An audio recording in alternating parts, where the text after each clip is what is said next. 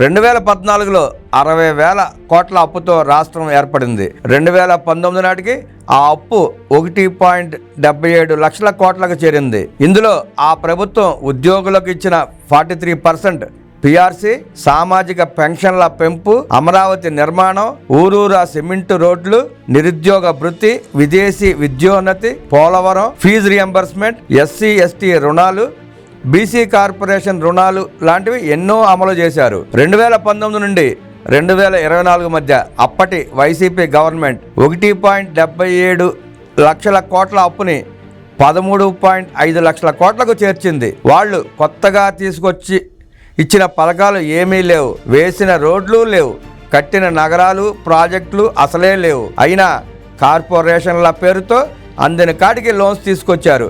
ఏవో కొన్ని ప్రత్యక్ష నగదు బదిలీ పథకాలు తప్ప బేసిక్ ఇన్ఫ్రాస్ట్రక్చర్ కూడా డెవలప్ చేయలేదు. ఈ 5 సంవత్సరాల కాలంలో 2 ఏళ్లు కరోనా వలన ఆదాయం ఖర్చు 2 తగ్గాయి అనుకున్నా మిగిలిన 3 ఏళ్లు అందిన కాడికి దోచుకు తిన్నారు కదా వక్రాక్షి.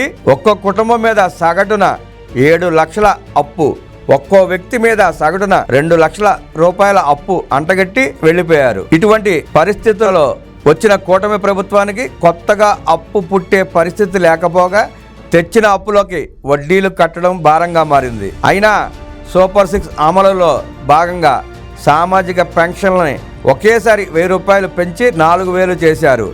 ఎన్నికల్లో హామీ ఇచ్చినట్లుగా 3,000 రూపాయలు అదనంగా ఇచ్చారు. రాష్ట్ర వ్యాప్తంగా అన్న క్యాంటీన్లు తెరిచారు. సంవత్సరానికి 3 ఉచిత గ్యాస్ సిలిండర్లు అమలులోకి తీసుకొచ్చారు. హామీ ఇవ్వకపోయినా పోలవరం నిర్వాసిత బాధితులకు 6.5 లక్షల రూపాయలు ఇచ్చారు. ఉగాది నుండి మహిళలకు ఉచిత బస్సు ప్రయాణం మీద కసరత్తు చేస్తున్నారు. మిగిలిన హామీలను కూడా ఒక్కొక్కటిగా అమలు చేస్తామని ముఖ్యమంత్రి చంద్రబాబు గారు చెబితే సాక్షి, బులుగు మీడియా, సోషల్ మీడియా పేటీఎం గాళ్లకి మాత్రం చేతులు ఎత్తేసినట్లుగా కనపడిందంట.